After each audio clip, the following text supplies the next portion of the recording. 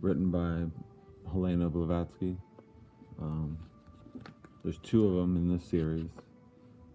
There's about 700 pages on this one. Like a picture of her, I suppose. She was a mystic from Russia. But more so what they were is they were theosophists. Theosophy, Rudolf Steiner. And they were trying to piece together reality from all of the evidence that one could find throughout the world. And what they ended up realizing is, for some reason, we have amnesia, but reality can be pieced together somewhat. Their true intent, I don't know. They seem like Luciferian Satanists on the outset, but it's just information. So I'm going to read the Before the Veil. It looks backwards to me. I don't know what you see, but anyway. It is 19 centuries since, as we are told, the night of heathenism and paganism was first dispelled by the divine light of Christianity, and 2.5 centuries since the bright lamp of modern science began to shine on the darkness of the ignorance of the ages. Within these respective epochs, we are required to believe the true moral and intellectual progress of the race has occurred. The ancient philosophers were well enough for their respective generations, but they were illiterate as compared with modern men of science. The ethics of paganism perhaps met the wants of uncultivated people of antiquity.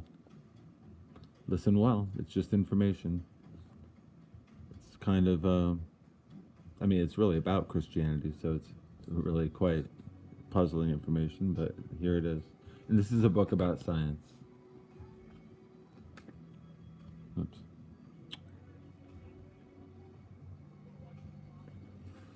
And there are two of them, but anyway.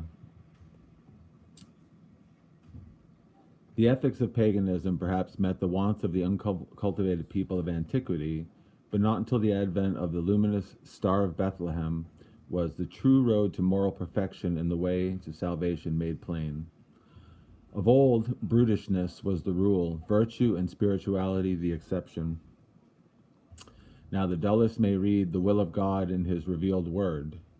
Men have every incentive to be good, and are constantly becoming better. This is the assumption, but what are the facts?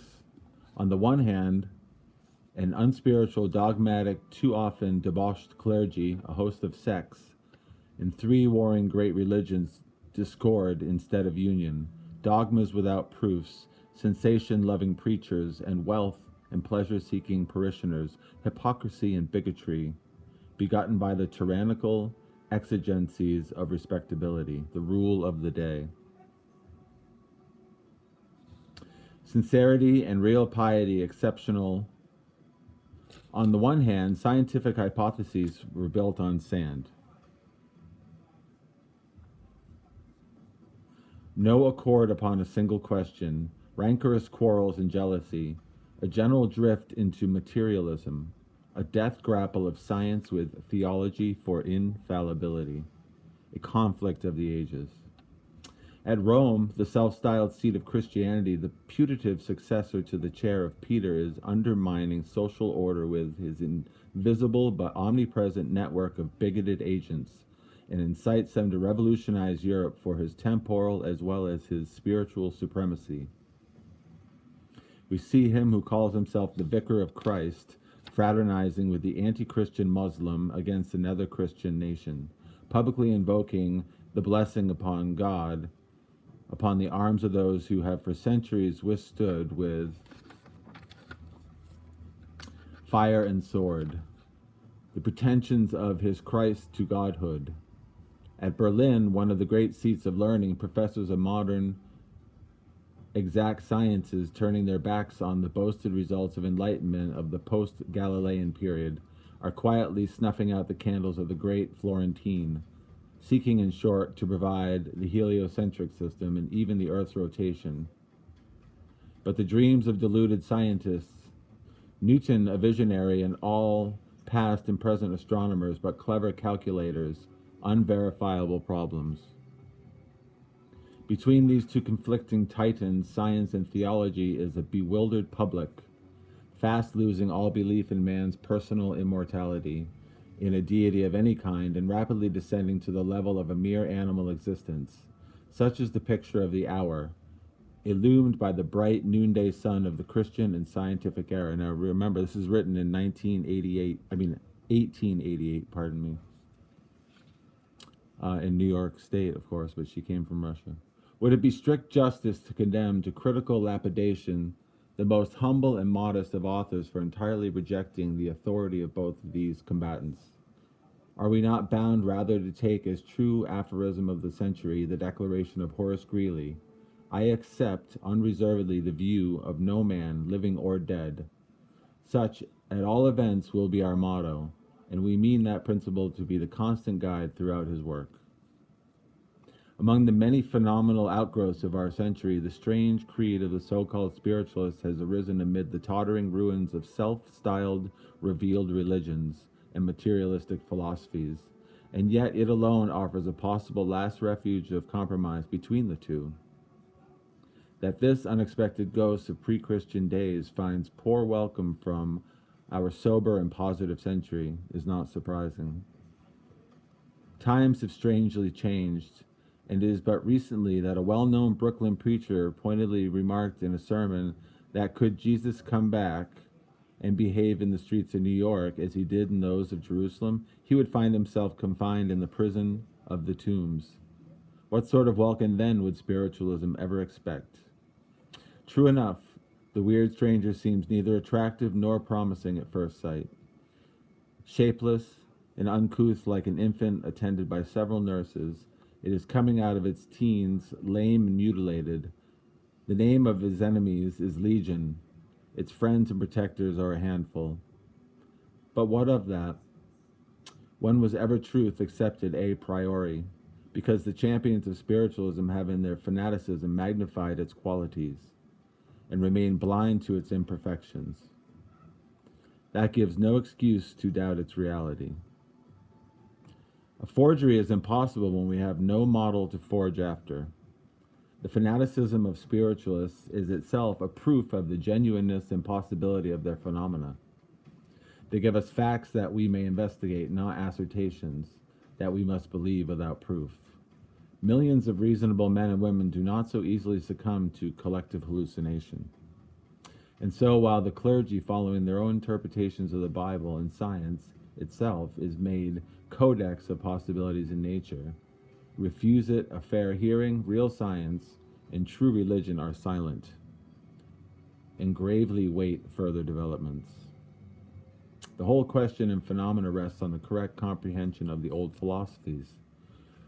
Whither then should we turn in our perplexity but to the ancient sages, since on the pretext of superstition we are refused an explanation by the modern?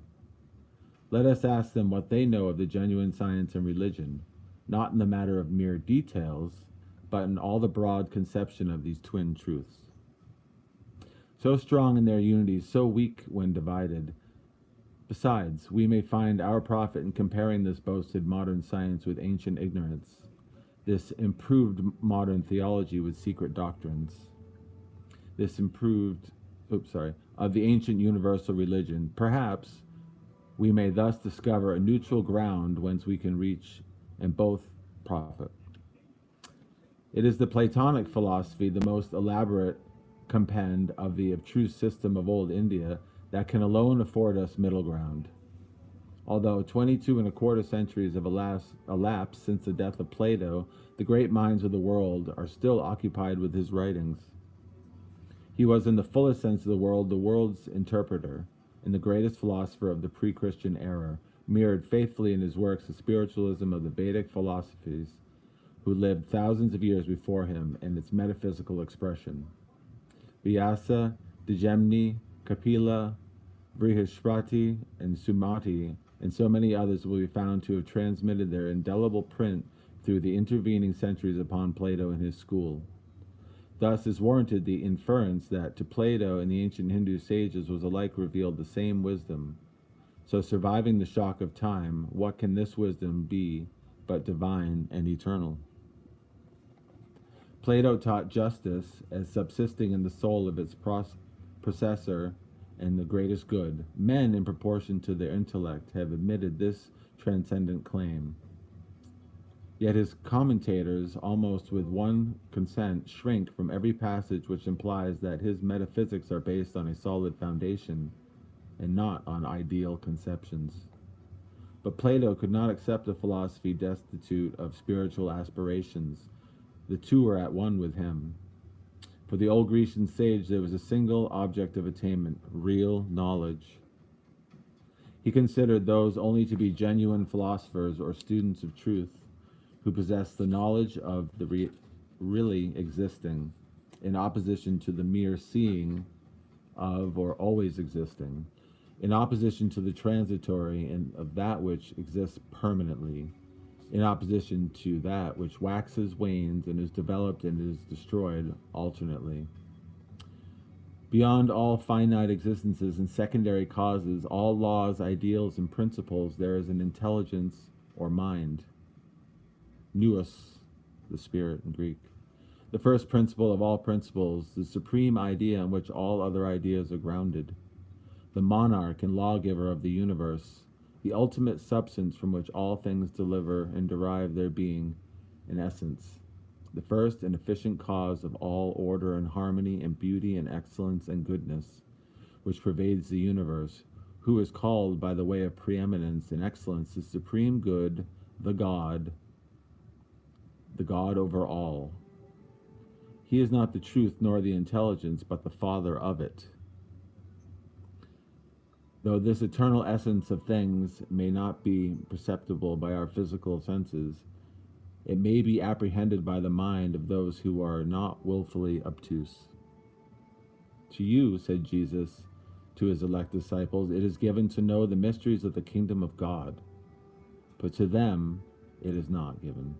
Therefore speak I to them in parables or allegories, because they, seeing, see not, and hearing, they hear not, neither do they understand. The philosophy of Plato, we are assured by Porphyry, in the Neoplatonic school was taught and illustrated in the mysteries. Many have questioned and even denied this, and Lobeck, in his Aglaophomus, has gone to the extreme of representing the sacred orgies as little more than an empty show to captivate the imagination, as though Athens and Greece would for 22 centuries and more have repaired every 5th year to the Eleusis to witness a solemn religious farce. Augustine, the Papa Bishop of the Hippo, has resolved such assertions. He declares that the doctrines of the Alexandrian Platonists were the original esoteric doctrines of the first followers of Plato, and describes Plotinus as Plato resurrected or resuscitated. He also explains the motives of the great philosopher for veiling the interior sense of what he taught. As to the myths, Plato declares in Gorgias and Phaedon that they were the vehicles of great truths worth seeking. But commentators are so little en rapport with the great philosopher as to be compelled to acknowledge that they are ignorant where the doctrine ends and the mythology begins. Plato put to flight the popular superstition concerning magic and demons, and developed and exaggerated notions of the first time into rational theories and metaphysical conceptions. Perhaps these would not quite stand the inductive method of reasoning established by Aristotle. Nevertheless, they are satisfactory in the highest degree to those who apprehend the existence of that higher faculty of insight or intuition, as affording a criterion for ascertaining the truth.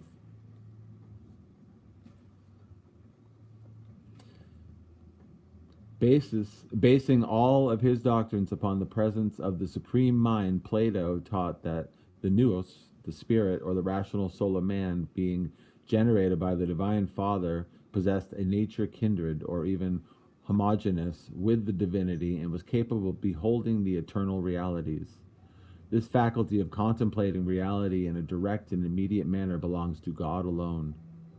The aspiration for this knowledge constitutes what is really meant by philosophy, the love of wisdom.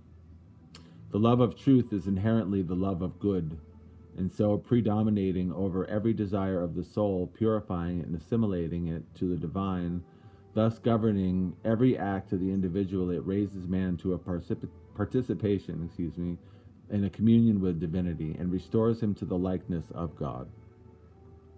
This fight, says Plato, in Theaetetus, consists in becoming like God, and this assimilation is the becoming just and holy with wisdom. The basis of this assimilation is always asserted to be the pre-existence of the spirit, or the nous. In the allegory of the chariot and the winged steeds given in the Phaedrus, he represents the physical nature as composite and twofold, the thumos and the epithymetic part, formed from the substance of the world of phenomena, and the thumiodes, the essence of which link to the eternal world. The present earth life is a fall and punishment. The soul dwells in the grave, which we call the body. And in its incorporate state, and previous to the discipline of education, the noetic or spirit element is asleep. Life is thus a dream rather than a reality. Like the captives in the subterranean cave described in the Republic, the back is turned to the light and we perceive only the shadows of objects and think them the actual reality. Is not this the idea of Maya, or the illusion of the senses in physical life, which is so marked a feature of the Buddhistical philosophy? But these shadows, if we have not given ourselves up absolutely to the sensuous nature, arouse in us the reminiscent of that higher world that we once inhabited. The interior spirit has summed in shadowy recollection of its anti-natural state of bliss, and some instinctive and proleptic yearnings for its return. It is the province of the discipline of philosophy to disenthrall it from the bondage of sense and raise it into the empyrean of pure thought, to the vision of eternal truth, goodness, and beauty. The soul, says Plato in the Theaetetus, cannot come into the form of man if it has never seen the truth. This is a recollection of those things which our soul formerly saw when journeying with deity, despising the things which we now say we are, and looking up to that which we really are. Wherefore the nous, or spirit, or the philosopher, or the student of higher truth, alone is furnished with wings, because he, to the best of his ability, keeps these things in mind, of which the contemplation renders even deity itself divine, by making the right use of these things remembered from the former life. By constantly perfecting himself in the perfect mysteries, a man becomes truly perfect, an initiate into the diviner wisdom. Hence we may understand why the sublimer scenes in the mysteries were always in the night. The life of the interior spirit is the death of the external nature, and the night of the physical world denotes the day of the spiritual. Dionysus, the night sun, is therefore worshipped rather than Helios, the orb of the day. In the mysteries were symbolized the pre-existent condition of the spirit and the soul, and the lapse of the latter into the earth life and Hades, the miseries of that life, the purification of the soul, and its restoration to divine bliss, or reunion with spirit. Theon of Smyrna aptly compares the philosophical discipline of the mystical rites. Philosophy, says he, may be called the initiation into the true arcana, and the instruction in the genuine mysteries. There are 5 parts of this initiation. 1, the previous purification. 2, the admission to participation in the arcane rites. 3, the apoptic revelation. 4, the investiture or enthroning. And 5, which is produced from all of these, is friendship and interior communion with God, and the enjoyment of that felicity which arises from intimate converse with divine beings. Plato denominates the epoptia, or personal view, the perfect contemplation of things which are apprehended intuitively, absolute truths and ideas. He also considers the binding of the head and crowning as analogous to the authority which anyone receives from his instructors of leading others into the same contemplation. The fifth gradation is the most perfect felicity rising from hence, and only, according to Plato, an assimilation to divinity as far as possible to human beings. Such is Platonism. Out of Plato, says Ralph Waldo Emerson, come all things that are still written and debated among men of thought. He absorbed the learning of his times, of Greece, Philolaus to Socrates, then of Pythagoras in Italy, then what he could procure from Egypt and the East. He was so broad that all philosophy, European, Asiatic, was in his doctrines, and to culture and contemplation he added the nature and qualities of the poet. The followers of Plato generally adhered strictly to his physiological theories. Several, however, like Xenocrates, ventured into bolder speculations. Ceppius, the nephew and successor of the great philosopher, was the author of The Numerical Analysis, a treatise on the Pythagorean numbers.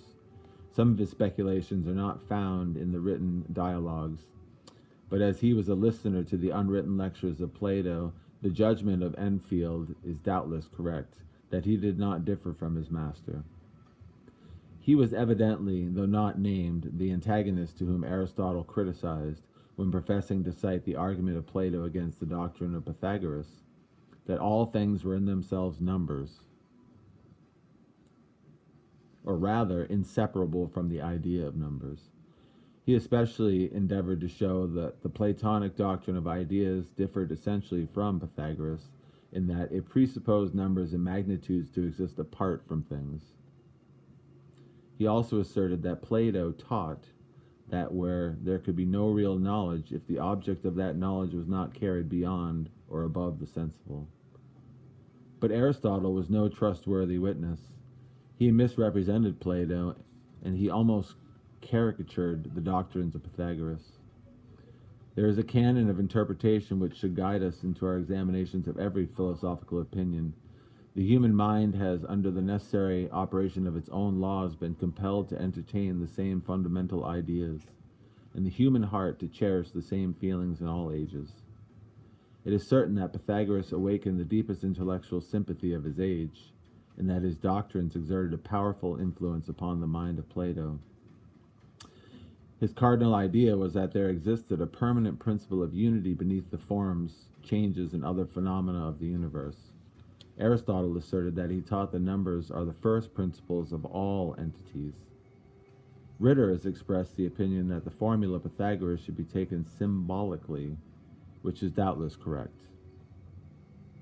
Aristotle goes on to associate these numbers with the forms and ideas of Plato. He even declares that Plato said, "Forms are numbers, and that ideas are substantial existences, real beings." Yet Plato did not so teach. He declared that the final cause was the supreme goodness. Ideas are objects of pure conception for the human reason, and they are attributes of the divine reason. Nor did he ever say that forms are numbers. What he did say may be found in the Timaeus. God formed things as they first arose according to forms and numbers. It is recognized by modern science that all the higher laws of nature... I'm not loud enough.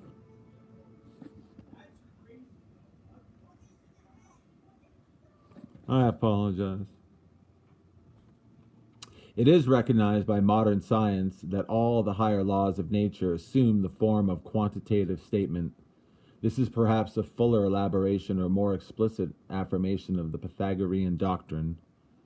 Numbers were regarded as the best representations of the laws of harmony which pervade the cosmos. We know, too, that in chemistry the doctrine of atoms and the laws of combination are actually and arbitrarily defined by numbers. As Mr. W. Archer Butler has expressed it, the world is, then, through its departments, a living arithmetic in its development, a realized geometry in its repose. The key to the Pythagorean dogmas is the general formula of unity in multiplicity. the one evolving the many and pervading the many. This is the ancient doctrine of emanation in few words. Even the Apostle Paul had accepted it as true. Out of him and through him and in him all things are. This, as we can see by the following quotation, is purely Hindu and Brahmanical. When the dissolution, pralaya, had arrived at its term, the great being, Para-Atma or Para-Purusha, the Lord existing through himself, out of whom and through whom all things were and are and will be, resolved to emanate from his own substance the various creatures. The mystic Decad, 1 plus 2 plus 3 plus 4 equals 10, is a way of expressing this idea. The one is God. Well, I don't know if you can read it.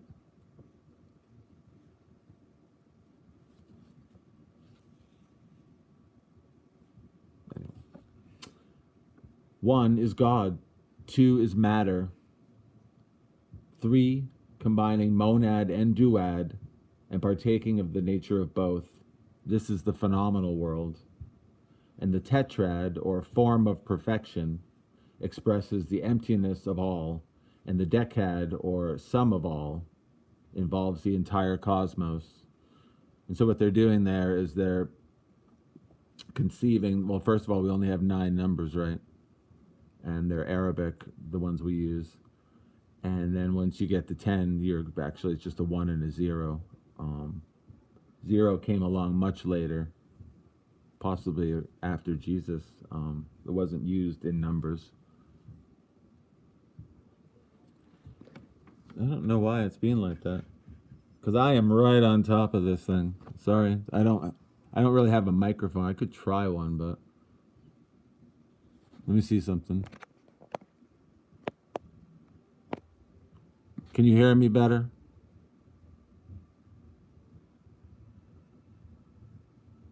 Anyway, bummer. All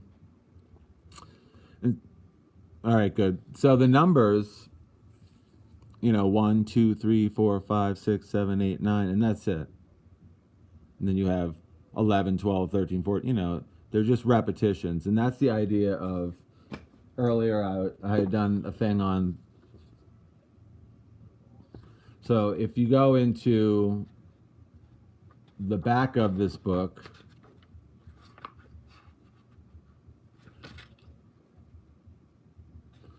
you have what's called the Sephiroth. Now this is all Hebrew mysticism, the Kabbalah, Gematria, like the Book of Numbers in the Bible. So in Hebrew, you have 22 letters, and those are the same 22 major arcana of the tarot cards, like the Empress, the Priestess, the different. It's like a deck of playing cards. The King, thank you. Oh, good.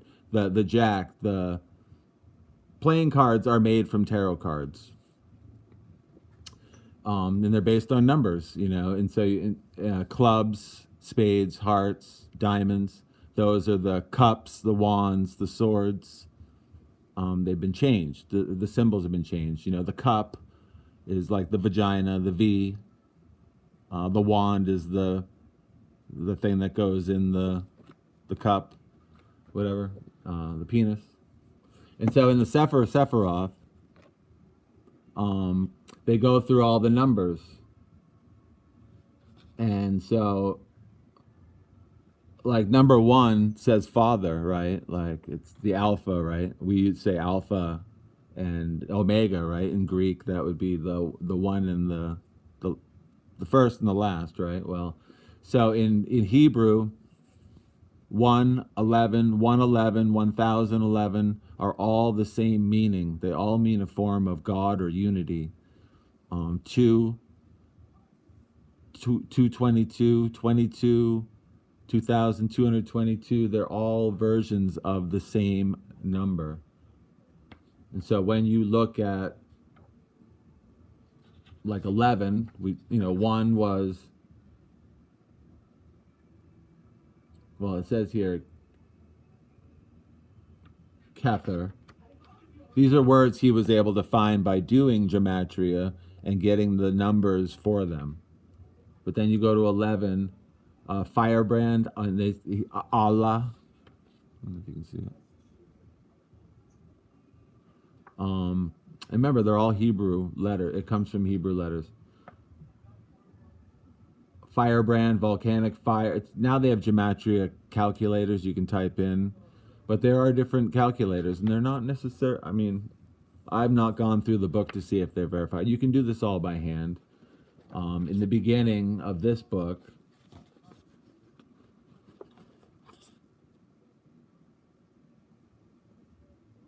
it tells you there are different. This is the Albath calculator,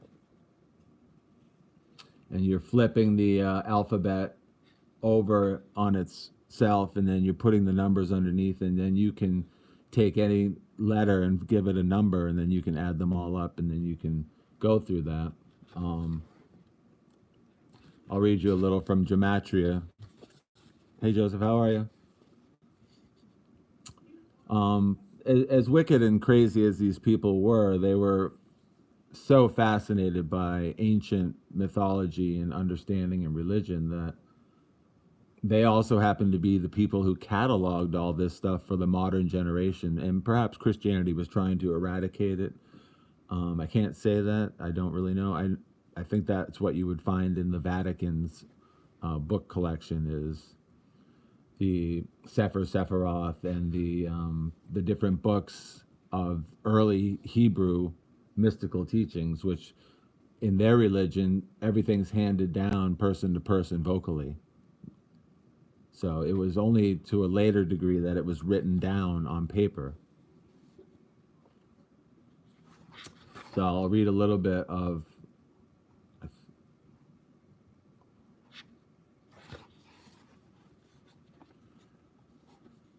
the Gematria. It must be first here spoken of exoteric Kabbalah to be found in books, a shell of that perfect fruit of the tree of life. And remember, this is from Aleister Crowley. Next, we will deal with the esoteric teachings of it as Frater P was able to understand them. And very often, what happened with their names is they would create fake names based on numbers, or they would create purposeful words based on they would find positivity in numbers. I don't really worry about numbers, but I understand the idea. I've read the book, so I mean, I get it. It's nothing that. It basically how I do is when I do artwork or I write poetry, I know, like, and I showed in the chart earlier, you know, that to go from one idea to another, like a number here, like it says 9, and it says the spice or incense is jasmine, traditionally sacred, especially in Persia, to the spiritual use of generative process. Ginseng roots are sacred to Yesod, and then Yesod, these are different on the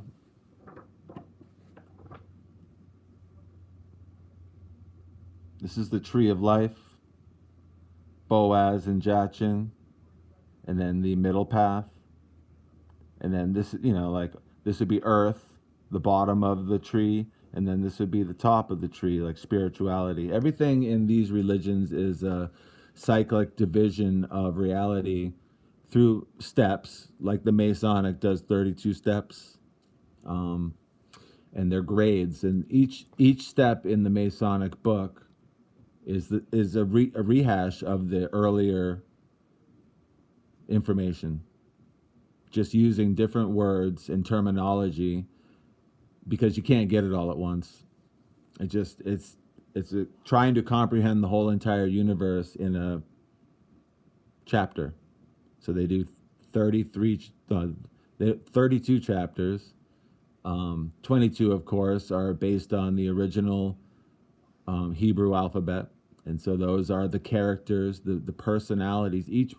Each person in the tarot deck of the the major arcana are personalities of the universe: feminine, masculine, lowly, highborn, spiritual, earthy, light, dark. You know what I mean? So these are different ideas that get passed down, but they're an attempt, if you memorize them, to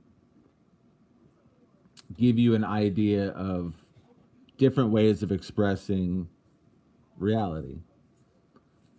And so in the past, I don't do it now, but a lot of the paintings I've done, if there's certain jewels or certain colors involved, I did go a little further, or feminine aspects. If it's of a woman, you know, they would almost become like a tarot card, because you're using ideas that have been used over and over again. That's why in high school they wanted you to learn symbology in English, because you can repeat it through different themes and make your own story.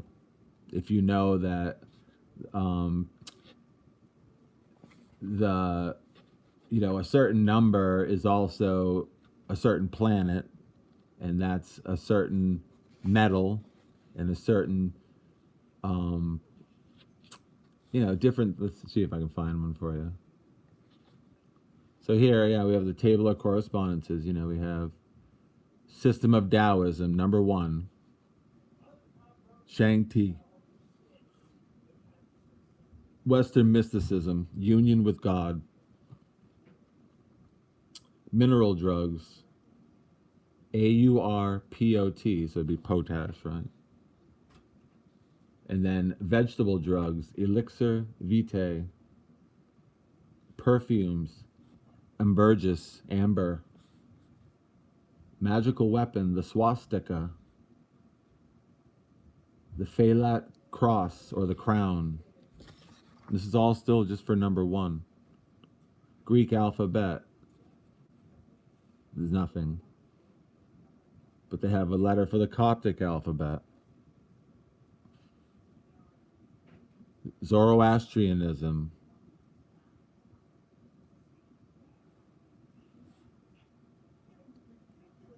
And then in geometry, it's the point. Because normally that wouldn't happen. Like, I've never had that. I'm going to grab it. And so they go through all.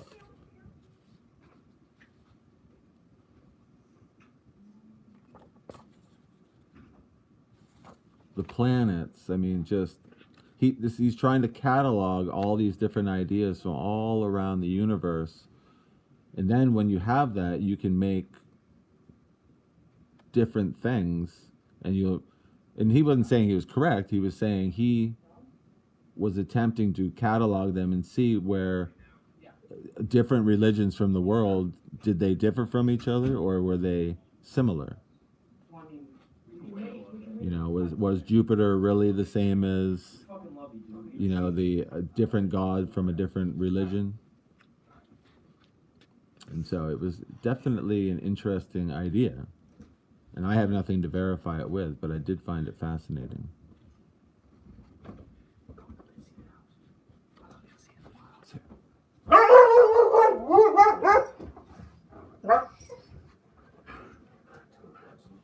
Sorry about that.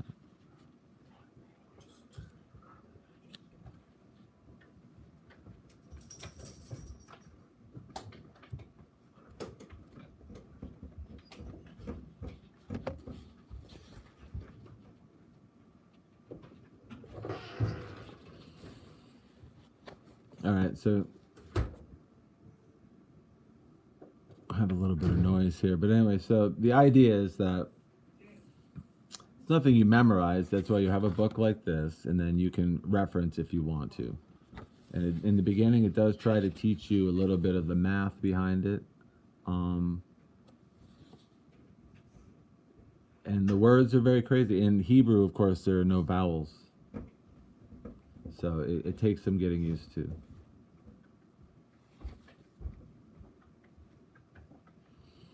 Now it says the literal Kabbalah is divided into 3 parts: Gematria, Notarikon, and Tamura. Gematria is the metathesis of the Greek word and is based on the relative numerical values of words. Words of similar numerical values are considered to be explanatory of each other, and this theory is extended to phrases. Thus, the letter shin, sh, is 300 and is equivalent to the number obtained by adding up the numerical values of the letters of the words Ruach Alhim, or Elohim, the spirit of Elohim, and is therefore a symbol of the spirit of Elohim. So, in other words, it's taking it a step further.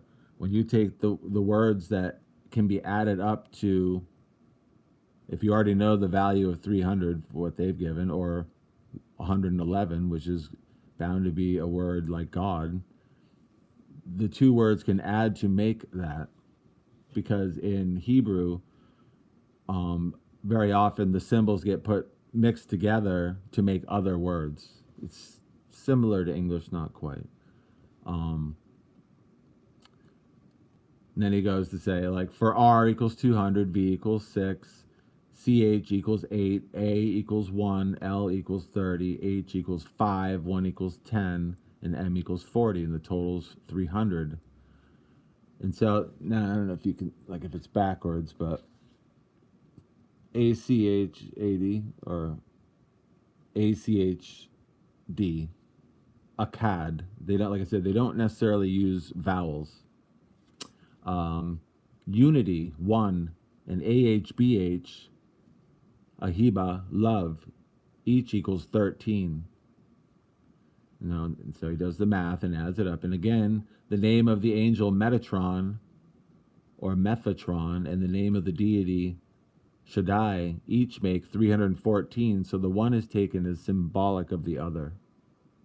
And the angel, so therefore, if you see those words written in different, like in Sumeria or Babylon or different cultures that all revolved around that era, Egypt, even though they use different languages, their words can be translated into numbers, and then that will reveal which god they're talking about.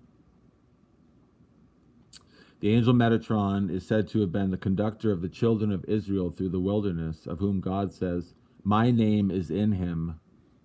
With regard to gematria phrases, Yiba Shiloh, Shiloh shall come equals 358, which is the numeration of the word Messiah, M-S-H-I-C-H. Thus also the passage in Genesis 18:2, Vania, Shalisha, and Lo, 3 men equals in numerical value, Elo, Michael, Gabriel, Raphael. These are Michael, Gabriel, and Raphael. For each phrase equals 701. I think these instances will suffice to make clear the nature of gematria, he says. Notaricon is derived from the Latin word notarius, a shorthand writer. Of Notaricon, there are 2 forms. In the first, every letter of a word is taken from the initial or abbreviation of another word, so that from the letters of a word a sentence may be formed. Thus, every letter of the word Brashith is Bereshith, the first word in Genesis, is made the initial of the word, and we obtain Brashith Ra Alhim Shikliv Israel Torah. In the beginning, Elohim saw that Israel would accept the law. So did you get what I just said? They took a word, Brashith, and they break it up into letters like of 2, and each one makes a brand new word. So Brashith equals Bereshith Rahi Elohim Shehekebelo Israel Torah. In the beginning, the Elohim saw that Israel would accept the law. And so that's quite a different thing than what's going on in English, or is it? English has also been called angelish, and that goes a rabbit hole in itself. If you look up John Dee, who was the major scientist for Queen Elizabeth I, I believe, he was also considered to be Sir Francis Bacon and possibly even Shakespeare. It's said that he created the language of English, Angelish, and that's why all our words have two, well, not all of them, but many of them have two meanings. So that's a whole nother rabbit hole one can go down. Now he says, in this connection, I may give 6 very interesting specimens of Notericon formed with the same word Brashith by Solomon Meir ben Moses, a Jewish Kabbalist who embraced the Christian faith in 1665. Just gotten before 1666 apparently. And he took the name of Prosper Ruggier. These have all a Christian tendency. So in other words, he was working out using different Hebrew words and coming up with different phrases just from one simple word. But all the words can be broken down like that. And so it's probably endless in a way. And by their means, Prosper converted another Jew who had previously been bitterly opposed to Christianity. The first is Ben Ruach Ab Shalos Shechem Yeked Thabodo. The Son, the Spirit, the Father, ye shall equally worship their Trinity. And the third is Asher Shamo Yeshua Thabodo. Ye shall worship my firstborn, my first, whose name is Jesus. And the fourth is Beboa Rabban Asher Shamo Yeshua Thabodo. When the Master shall come, whose name is Jesus, ye shall worship. And the fifth is Bethel Ravia Abakar Shepheled Yeshua Thashroa. I will choose a virgin worthy to bring forth Jesus, and ye shall call her blessed. And the sixth is Begoth Rasphim, Asatar, Shagopi, Yeshua, Thakelo. I will hide myself in cake baked with coals, for ye shall eat Jesus, my body. Now, the Kabbalistic importance of these sentences as bearing upon the doctrines of Christianity can hardly be overrated. The second form of Notericon is the exact reverse of the first. By this, the initials or the finals of both of the medials of a sentence are taken to form words or a word. Thus, the Kabbalah is called Chokmah Nesarah, Nesethra, the secret wisdom. Sorry about I don't speak Hebrew, so that's a bit of a problem. And if we take the initials of these two words, Ch and N, CH and N, we form by the second kind of Notericon the word CHN, Chen, grace. Similarly, from the initials and the finals of the words, Miola Leno Ha Shamayima, who shall go up for us to heaven, are formed MILH, Bila, circumcision, and IHVH, the tetragrammaton, implying that God hath ordained circumcision as a way to go to heaven. And then Tamura is permutation. According to the certain rules, one letter is substituted for another letter, preceding or following it in the alphabet, and thus from one word, another word of totally different orthography may be formed. Thus the alphabet is bent exactly in half in the middle, and one half is put over the other, and then by changing alternately the first letter of the first two letters at the beginning of the second line, 22 commutations are produced, and these are called the table of combinations of Tizaruf. For example's sake, I will give the method called Albath, and that's what I showed earlier. So they take, instead, if it's a K you want, you use the one below, and then you get different words coming out. Each method takes its name from the first two pairs composing it. And the system, and this also applies to the magic squares that are pretty popular in mathematics, of the pairs and letters being groundwork of the whole, as either letter in a pair is substituted for the other. Thus, Albath from Ruach is formed Det-Zau. The names of the other 22 methods are illegible, really. I mean, I can show you them. Remember, they don't have the ABC or whatever, A, E, I, O, U. All right, and so that's an example of that. But of course, to even get into it, you would probably do well to have the book because it's. But I will tell you now, there's a site if you look up on Google called Sacred Texts, and almost every sacred book that I know of is there, free to look at in a PDF format. Um, Sometimes just even knowing the names, but all the to find it. But all the books are pretty much there. I think most of Aleister Crowley's books are there. The Sefer Sephiroth is there. The Kabbalah books, anything on Gematria, it's all there. Of course, the Bible, whatever. All sacred books are tried to be put in there. So that's enough of that on that one.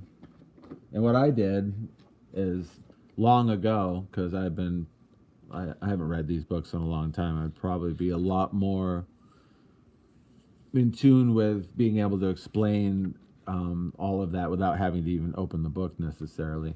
But what I did is I got myself a book, a blank book, and as I was reading it, I started to draw out the ideas, you know what I mean? Because I too, as well, wanted to correlate and try to make sense of it all and see if there was overlap, whether it went through music, whether music and numbers matched, all of it. I mean, and I kind of gave up because, as they say, this is all foolishness compared to the wisdom of God. So it's not necessary that you do it, but it's a source of cryptography in science, making codes that people can't break. But very, very much so what they were trying to do, like I said, was they were trying to express the journey from ignorance to understanding, which is, kind of like saying from being an earth being to being a spirit. And how everything is here already, but it's a transition from one to the other. And one can only hope it's not a transition backwards from spirit to earth, but the idea is that through the thousands of years, they were able to collate all the ideas and improve upon them, not necessarily just science, but the ideas of using geometry to express, like the dimensions almost. So 0, nothing, 1, a point, 2 is a line, right? 2 points make a line. 3 is a triangle. And then 4 would be like a pyramid, space and time. But each number has its own identity. I think I might have written them down, but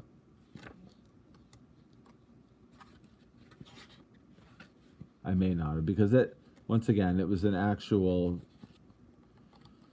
By the time I got to this point, I was pretty tired of it all.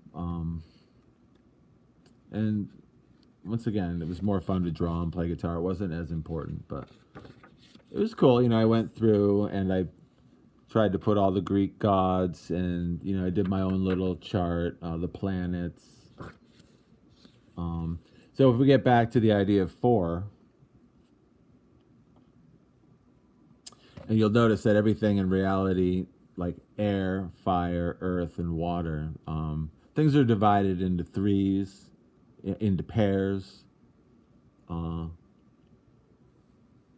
into 4s. 7's a number that happens a lot. So if you think of the world itself, you can start to narrow things down into numbers. Like, well, there's 7 days in a week, right?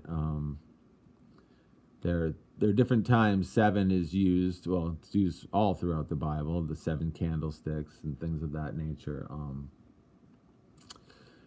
But 4 is a very common one as well, like the air, fire, earth, and water, which I actually happen to have tattooed on my arm. It's kind of hard to see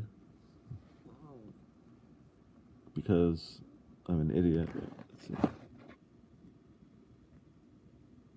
And this is from the Dan Brown book. And it says the same thing, both directions, upside down. And these are all tattoos I did to myself. With I have tattoo license. Anyway, but four, these are different ideas. They're not just number like the philosopher was saying. He thought that they were ideas in themselves, even beings, and it's not necessarily wrong in some senses when you're thinking of the world itself. And ultimately, it may not be right, but it still does create somewhat of a world for you to comprehend the surroundings. In the bigger book I showed the other night, there's a page on the hierarchies of reality. And so back in the old days, pre-Christ times, people believed in gnomes. Well, I mean, people still believe in them, but I mean, before God came and set the law down and did these things, people believed in fairies and gnomes and different hierarchies of creatures. And that page or two goes to elaborate that, as well as the correspondences, they're connected to materials like the different gemstones, and that's why gnomes are always dwarves are always picking at jewels and whatever. Each one, like each thing we have, like gold, is of itself its own unique thing, and it has a personality. And in those days, long ago, before we banished those thoughts from our mind, they were the other creatures of the universe. So silver, and that's why silver, like the sun, is gold. Silver is the moon. They had already attributed all these things to the different aspects of the world. Water has its own attributes. Air has its own. Fire, many people think, is alive, right? It consumes you. It has a mind of its own, people believe. And so I found it to be a very interesting concept, because we live around, on you, you're covered in little bugs, and your body is a body politic. You don't control consciously your heartbeat and any of these things, and yet all of these things function. And there's a whole biome inside of you that digests your food. You don't digest food. All these little creatures do. It's a fine balance. And then we, on top of the earth, are we're out of balance now, you could say. We are not doing what we're supposed to be doing, but all the little creatures have their own little part to play, and that's why humans seem so out of connection. We are destroying the bonds between each little critter. Like a wolf has certain things it eats, and by eating deer and eating these things, it's causing perfection, not destruction, because if too many deer exist and no one eats the deer, then it would be overrun. So everything has its balance, and that's part of the hierarchy of reality. And we have ceased to fit in to our own proper place, because we dig up the earth, and that's like the pit of hell itself. Well, why is there holes in the earth? Well, we're digging holes in the earth. We're making the world what it is. We're poisoning the waters. We're killing off all the life here. We are out of sync with reality. And so, as strange as it is, there's something to be said of knowing our place in that hierarchy, which we don't necessarily seem to. And so a lot of that stuff I've been glad to move on from, but it's possibly only because I went and read it all and I enjoyed it. And then I still had the option to, after all of that, instead of calling myself God, I realized that there's still God, and God is everything. God was here before everything existed.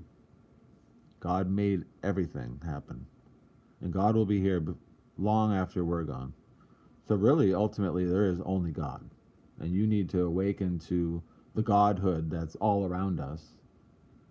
But strangely enough, I can't do anything like how a textbook would describe God, like cause the weather to change or things of those nature.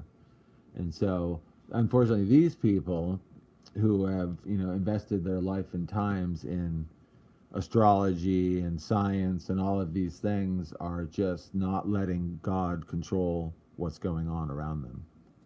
And so I was glad to go back to letting God take over. And I like the idea that we are one in Jesus and He is the head and we are the body. Um,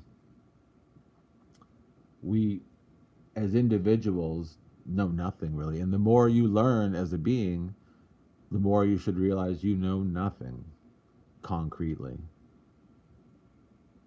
And it should scare you, actually, to know how much you can affect something by one little move, by one motion, by changing someone's opinion. But why would you want to change somebody? These are eternal questions that people rarely ask themselves. Why do I interact so much with the world? What do I hope to control? And it's the metaphor of the Garden of Eden. We have everything you've ever needed, and yet we're obsessed with making things, controlling things, and doing everything that is contrary to what we were designed to be. And then, as fancy as all these books of learning are, they will for a long time take you further from God, not closer. It's only when you can read them, absorb them, and then let them go can you start to find, and you'll be a richer being. You'll have more of a vocabulary of ideas. But like I said, that's the foolishness of God is our wisdom. So you're not necessarily going to gain. And I'm not recommending people get too into it because I do believe time's kind of short and you don't want to get caught in the wayside following these things around. They're interesting. They're fun. Very provocative. But so is a diamond. So are things that glitter, and so are fancy things. But there's a greatness in being simple. But don't be afraid of these things. I mean, these books don't ask you to sacrifice or anything like that. And if they do, I mean, don't. But the irony is, every day people eat and they don't treat it like a sacrifice. It's a mindless consumption. So a little torn there.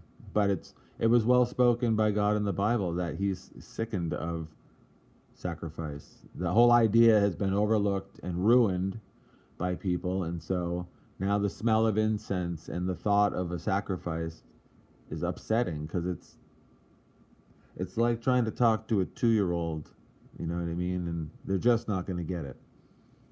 I mean, every day the idea would be you get your food ready and then you take aside a little bit and you don't eat it and you give that back to God. But I'm here to tell you that I don't think we need to be eating at all. I like to eat, I eat, but I mean, like, I do believe that the state of existence was that in the Garden of Eden, we didn't eat. And that's the meaning behind don't pick the fruit. We were what some people call breatharians.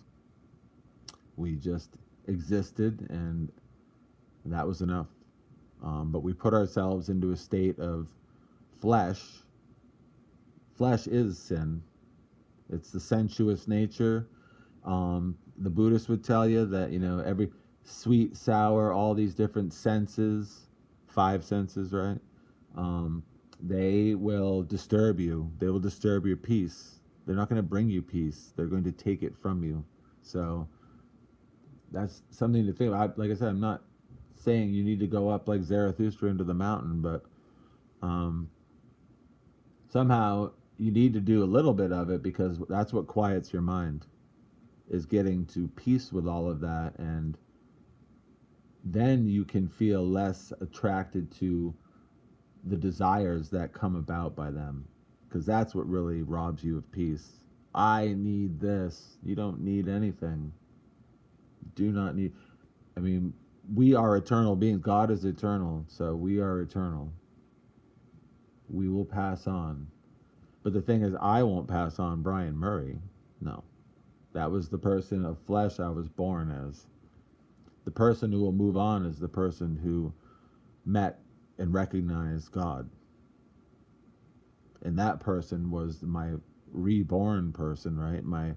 I came alive and came awake before I ever knew the nature of God and why God may not want to eat, to have sex, to do all these things, even though I have a kid. I mean, I've done these things, but I realize the error of my ways because these are things that bring disturbance to the force, as Obi-Wan might say. You know, like these are your sufferings, and you're meant to carry them, but you don't have to. You can not be married. You can not go out and rock and roll. You can keep a really low key life, and you'll find less disturbances in the world, less imaginary friends that you have to amuse or be amused by, less concerts and sporting events and politics and diseases, fake diseases, and going to the doctor every time you don't feel well because you're consuming things or you're not getting enough sunlight, or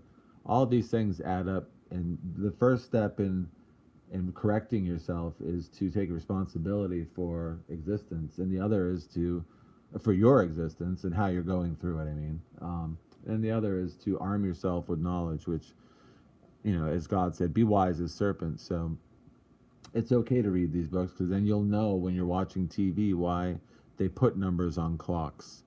And that's why they put numbers in newspapers. And that's why they pretend, that's why when they make up a name like Brad Pitt, if you look up the numerology on it, it means something else. It's not his real name, it's a stage name. Most of the names on Hollywood are a mockery, you know, they to say like a woman is a man, or, you know, Brad Pitt. Well, the pit, what's the pit? It's hell. I mean, you can just go on and on. Elvis, right? Elvis. Well, there's nothing wrong with that name. Well, L is God, E-L.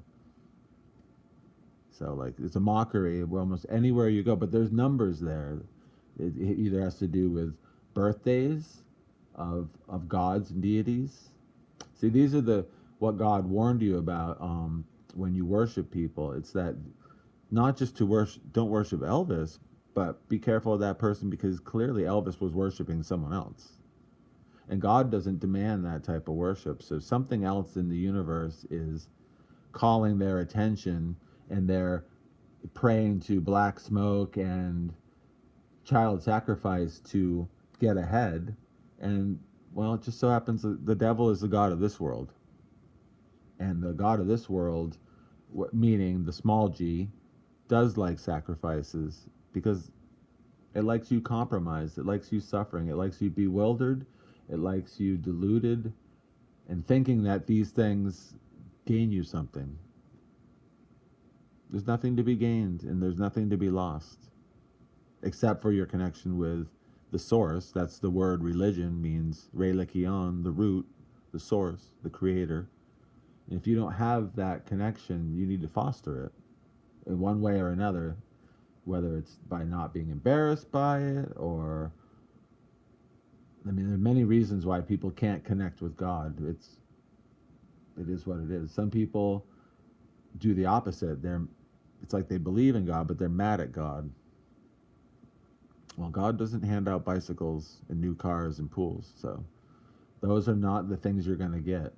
And God's not going to make you a pitch perfect musician or make you a sorcerer or a magician like a Harry Potter movie. Those are all nonsense. If you're lucky, God will just make it so every day you wake up, you do the things you need to do to exist, and with your spare time, you help those around you. And then if that chain reaction went out, we could change reality around us.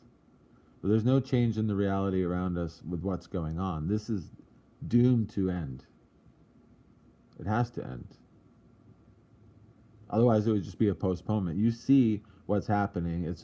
Ironically to me, when I see what's happening, it is what's happening? You're being restricted. Well, you shouldn't do those things anyway. Maybe work, but um, concerts and football games and going out to dinner, like, I don't care. They can. I haven't gone out to dinner in years. Not anything I look forward to. So there's a bit of Ten Commandment going on in the sense of restriction that people are resisting against that I believe God's doing for you. I mean, freedom is not doing what you want. That might be what has been termed licentious freedom. It turns out the truth of freedom is discipline. The reason I can play guitar is because I've put in close to 5,000 hours of playing and practice. Instead of going out and partying and doing other things that I don't need to be doing. I don't need to be playing guitar, but if I want to play guitar, I need to be doing that. Not dividing myself amongst many things and doing them all very poorly. And I can draw really well because I've drawn at least 10,000 hours. I can draw very well. But do I need to do that? No, these are all superficial things. The one thing that people are very terrible at is they can't be alone. And if you can't be alone, then you can't be with God. Because when you're alone, you're actually just with God. And that's the thing that people should learn to practice. Not having that, I mean, you still have friends and things, but the urge to go out and make things happen with these people all the time. If everybody did less of that, there would be less suffering and chaos in the world. But instead, you have people out in the streets rioting because, well, really, they want TVs. They do it for selfish reasons. They steal. Guarantee most of the people during any of the BLM riots didn't steal food. They were stealing sneakers and TVs.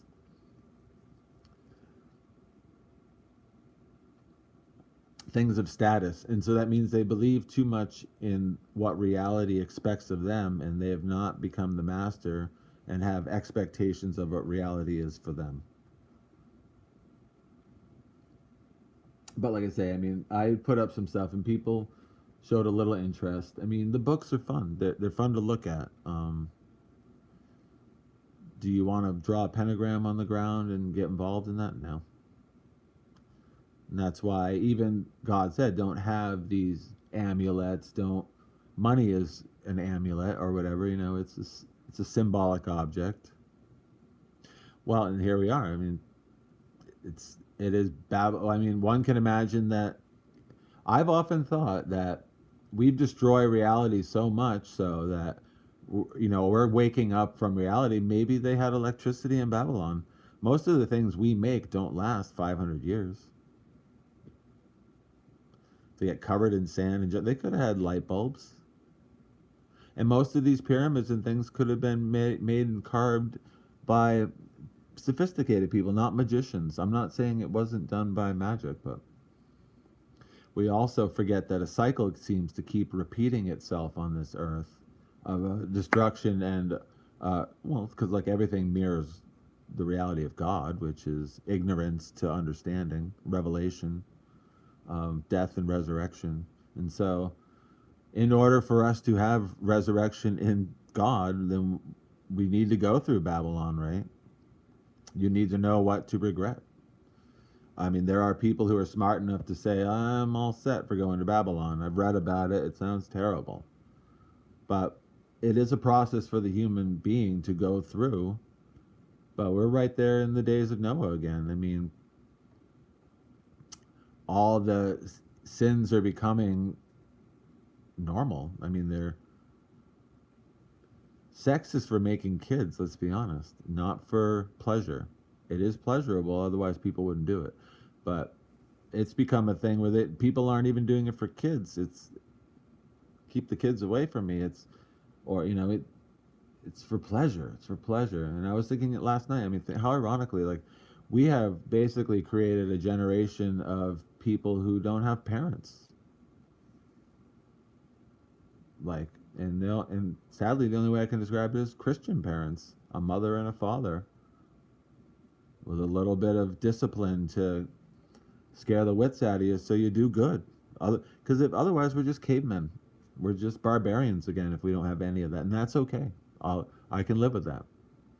But we all can't live with that. That if we all became barbarians, it would all fall down a long time ago. All the wars we've had, those things are just staged. Those are just for weapon sales and the amusement of the elite. People might try to tell you it's about population, but it's because these people can. They're safe and they like to see us suffer. And they get to suck up resources, but mainly they get to change the narrative. When enough people, the consequent thing that's happening right now is, as things get really shitty and Babylon takes over and it becomes what you might say is the devil's world of filth and lies, even a stronger group of people seeking the truth arises as well. And they would like that to go away because they would prefer a large group of dipshits who like butt sex and drugs and rock and roll and just partying every day, Saturday, and Harry Potter movies and whatever. I mean, I enjoy all of them, but that is not a way of life. That's a way of suffering. And that's fine. But we're also, you can see that, what they might call the new Jerusalem rising is the people who aren't satisfied by that and want truth. I want truth, goddammit. I want the truth. And if, from what I've seen from the great sages and the great philosophers and the people who seem to be most calm and have the most understanding, is they give up things. That's what they do. They go into seclusion, into monasteries in the mountains of Tibet. That's what they do. Ironically, now in Tibet, they got cell phones. They got telephone wires and TVs, and so it's Babylon has reached there. Babylon is the beast of ignorance. All these different little things creeping into your life where you can't be anywhere without having just the sound of a stream go by and a bird. It's an urge to film the thing, or and that's very sad because it, as some people have said, it's not a terrible thing to have these things, but they're really not necessary. You don't need an app to grow food, or those things. And what a shame. I have a lot of books. What a shame for people who don't have books, because if you really value this reality and plan on surviving, if they pull the plug on you, you don't have any way of knowing how to butcher an animal, how to find north, how to do anything. Those are how to build a little shelter, how to stitch clothing, how to shear a sheep and make cloth. We're losing the fundamental knowledge that we've had and we cherished and we kept going, to be replaced by Amazon. Strangely, Amazon. They can ship it to you. It's all virtual. It's like being in a more so in a dream, that you can just call or type something on a black screen and it'll be sent to you. And then just imagine if they eradicated most people and whoever's left are stuck in these smart cities and they don't learn anything. They don't know anything. That's 1984, when they shrink knowledge so much that only a certain group of people know how to do anything, and the rest of the people are just button pushers watching screens, pretending to have a job because it just gives them a little status. It's the loss of your connection to reality is Babylon. I mean, I'm not sure about the mark of the beast being the vaccination, because that's just another example of how much people have given away to the beast system itself. And instead of being a person who can do things for themselves, they are now under control of a system that they did not create and they inherited. I mean, think of this. reality is so amazing that we only live, I mean, nearly everyone on earth is living the same way. And there are nearly an infinite amount of ways you can possibly live. I mean, it's mind blowing. I mean, there are, what's remarkable reality is a rock can be, I mean, we've chosen to make a tool out of it or something, but it can be many things, or it can be nothing and you can observe it. But we are very severely limiting ourselves, and that's the part of the cage, the cell, trapped in a cell of ideas. You know, it's not necessarily important to have original thought, but we are trapped in someone else's idea of reality. And until you break free of that, you are pretty much parroting. And that's what this would be like if I said this, you know, the way I look at it is and is. It's not ISIS. It's is and is. We are. We is. You know, that's the truth of a word. Break it down by syllable. We are going well, and that's not a bad thing. Not as they say, not everyone's going to make it because most people don't. Most people find that cars and all these things are what really makes us great, and it's what we should be shooting for is spiritual um, satisfaction. I guess would be the best word. You know, like I am satisfied to exist. Yes, if the lights go out tonight, I'll be sad about the internet and me being able to do things like this and make my little movies and oh, you know, I don't have any lights tonight, so it'll be dark and lonely and scary or whatever. But I mean, part of me wishes we'd find a happier medium between the two and not be striving. I mean, think how ridiculous it is that we're polluting our planet and people think we can just go to Mars, go to another planet. I'm not even talking about whether we can leave the Earth. It's very difficult to get rocket speed to go 25,000 miles an hour and leave a planet, head out in a straight line because you can't go right or left and be able to hit that object that you're shooting for. It has to be there when you go to meet it. It's all about. I mean, that's fine, but what to do what? To live in a machine box and breathe canned air and or worse, like to think you can terraform it to what? Be like another Earth that you can ruin and be unhappy on? You know, part of the contentment of existence is to be happy with what you've got.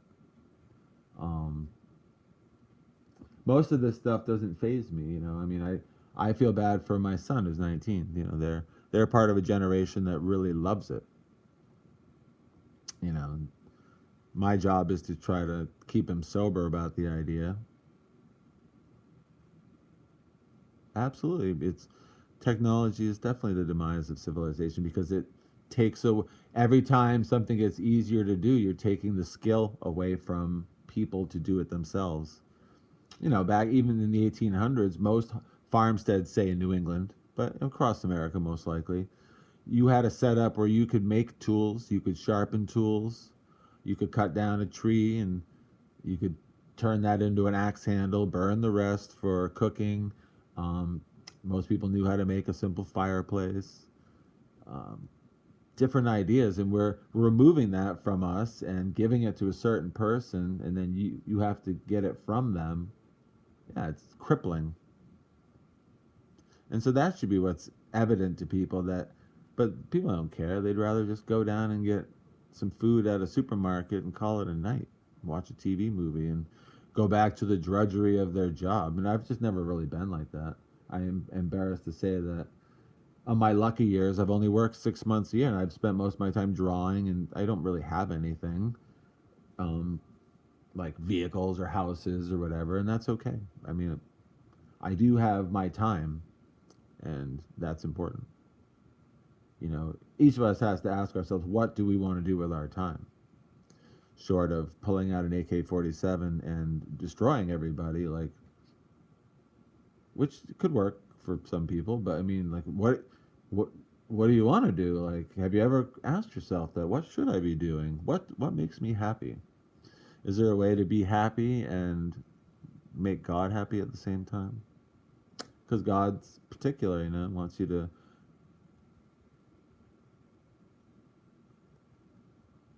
I think it was. I think people fought for it a little more, but they also were that more self-sufficient being.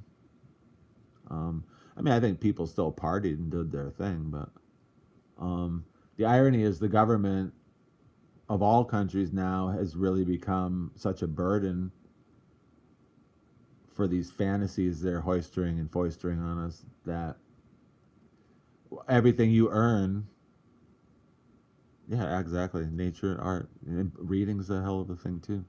You know, the things that they've foisted on us are really just ways to keep you from being pleasant and having a good day and enjoying the simple things. Um, you know, I used to live in a shack down the road. We called it the shack. I had electricity, but we didn't have running water, so you know, we'd get water, and everyone would have to be very simple who was there. You know, we could play some music. You know, most of the time we burned candles and just it was very mellow, quiet. I had a wood stove, so in the winter it wasn't overly warm because it was a shack, but you know, I didn't really need much. It was more the experience of existing. Yes, go through your books. Don't forget your books; they get lonely. I'll show you some of my books as I finish this because books are really awesome, and I've collected for 25 years. Some pretty cool ones. I guess I have a whole lot of light. Let me see something. Some of my new art that I'm doing. Oh boy,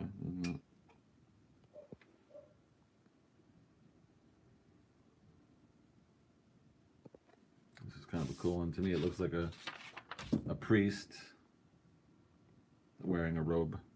You got the two eyes, the mouth.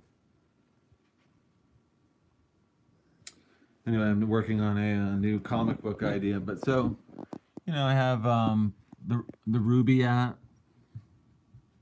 Aristotle, The Last Days of Pompeii, Plato, The Republic. God, they're not. Maybe I could do this.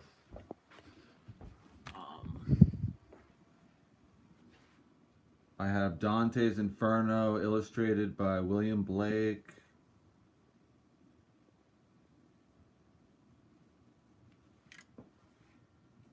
The Nibelungenlied, which is the German story which became The Ring by Wagner. Call of the Wild. Pilgrim's Progress. Ivanhoe. The Brothers Karamazov. The Decameron. Ovid, Metamorphosis. The Bhagavad Gita, the Song Celestial. Now these, it's kind of a cool,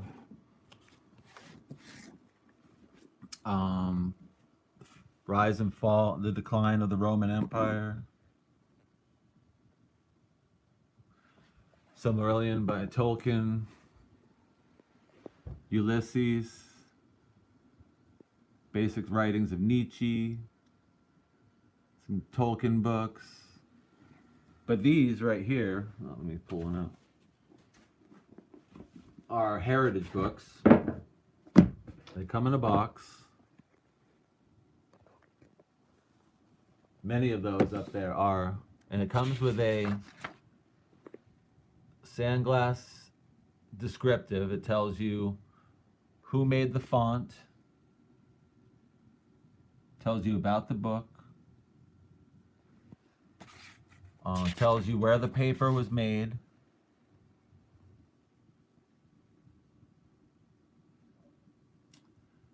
And each book's different. So in this one, they hired an artist from India. You know, but it's the whole deal. I haven't found the Bible yet, but they're called heritage books.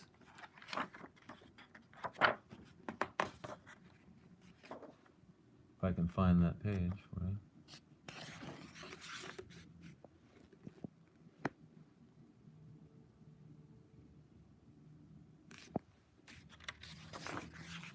All right, Heritage Press. And so these books were done This is a funny book. It's the I got it for $1 at a yard sale.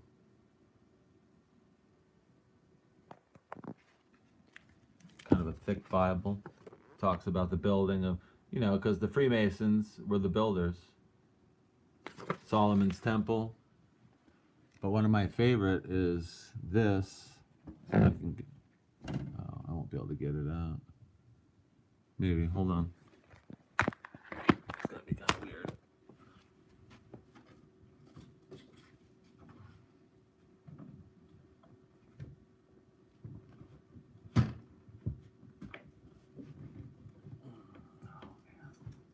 I'm never gonna get it.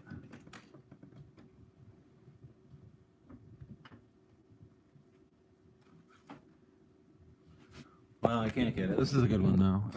It's the Ruby. The pictures are amazing. This one's kind of an interesting read. It's called Goethe, the Scientist by Rudolf Steiner. Both being German. Goethe was a hell of a strange writer. Gargantua and Pantagruel by Rabelais.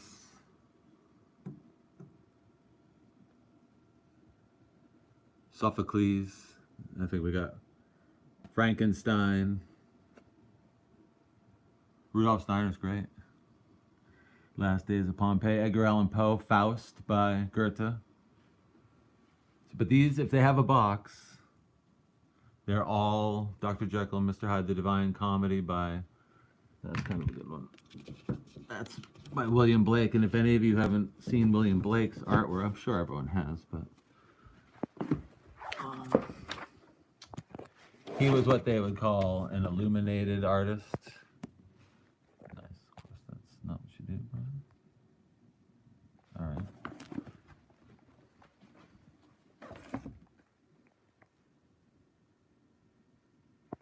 Yeah, that's a good question.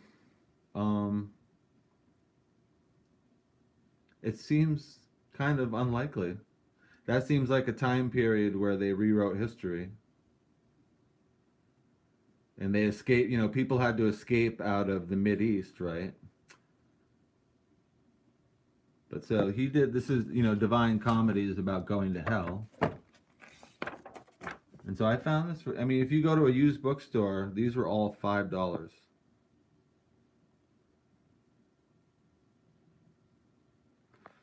And he has a very Greek style, so, but it comes with a sand, once again, the sand glass descriptive book. Those are the ones I buy, because I think it's more complete that way.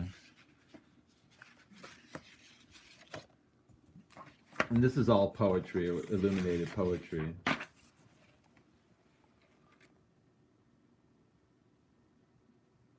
So if you get I have way more books and have them all over the place. But if you get some good books,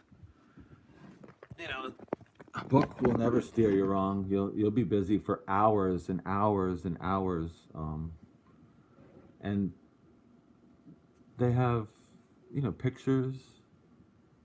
Yeah, absolutely. Yeah, and nowadays people don't even want them, so you're gonna get them cheap. Well, yeah, this has taken my life, while people are going to see the Grateful Dead, I'm like, no, I think I'm going to go pick up another book in Brattleboro, Vermont, see if I can find something I haven't seen yet. Because I looked at it as more right like a heritage. I have his book.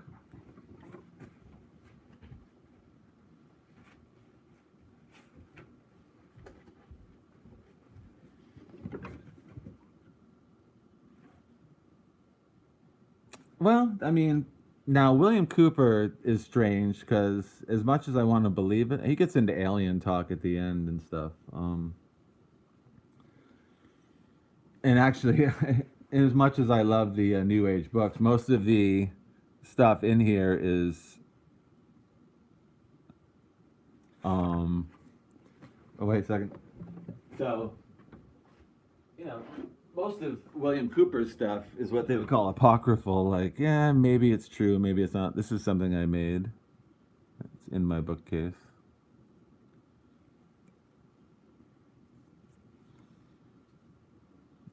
I make these little dioramas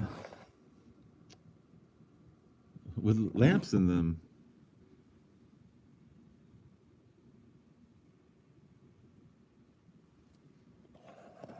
But it's a good one to have. The William Cooper one. It's a must read. And I have actually there's another one which I don't know where it is.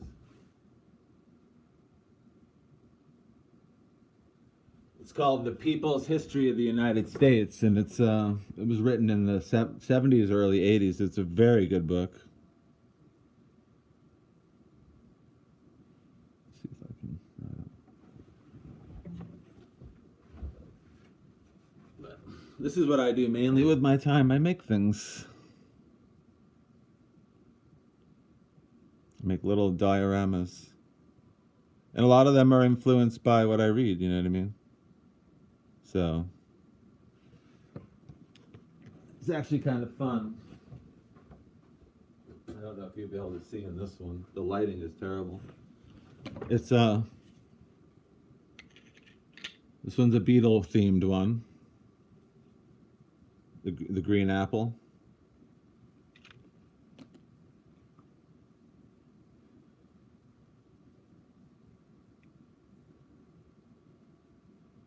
And then if you can, let's see.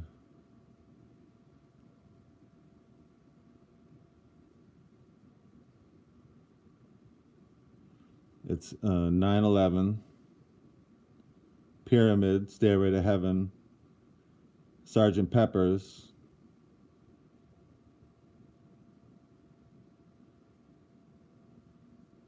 you have to shine a light at the top.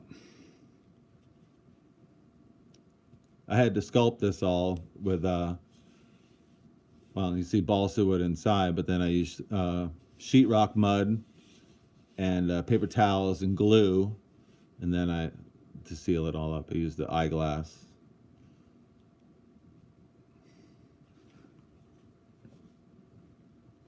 But William Cooper definitely nailed a lot of the stuff, but he was in the military, so you can't say he didn't know what was coming. If you're in the military, that's why they call you whistleblower, right? Because you talk about what they're about to do. But I mean, one thing that I've learned is that they sound very scary, but most likely it's just more fear than anything. So now this is Lothlorien.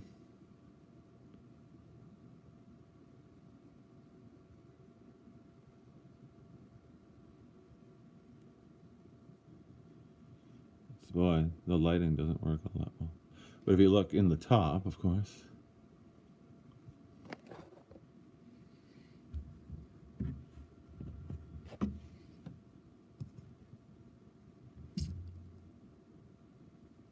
So that's what I do. I have a little more fun with that. And a lot of the ideas, ironically, came from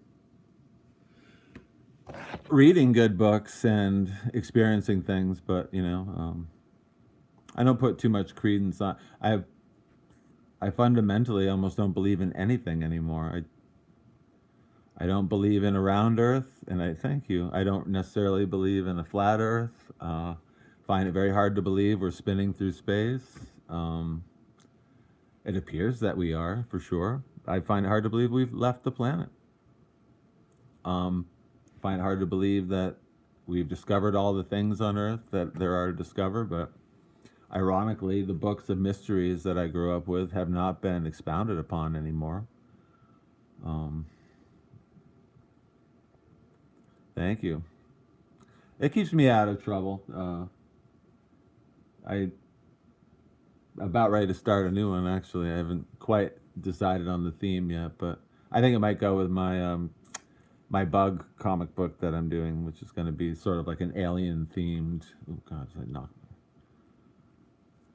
But yeah, so I think this is as much misinformation as it is truth. Yeah, Atlantis is a great. Well, so look into Plato. Plato, in the Timaeus, wrote all about it. It's really the only reference in reality that there is of Atlantis. So you might as well read it from Plato.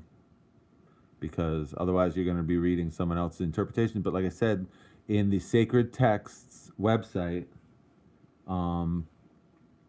you will find they have pretty much every book that's considered like that type of information.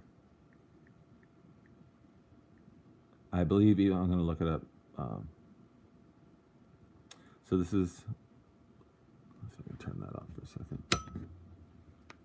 Oh, sure, it's not going to let me. It's not that light. Just a second. It's all these exterior lights.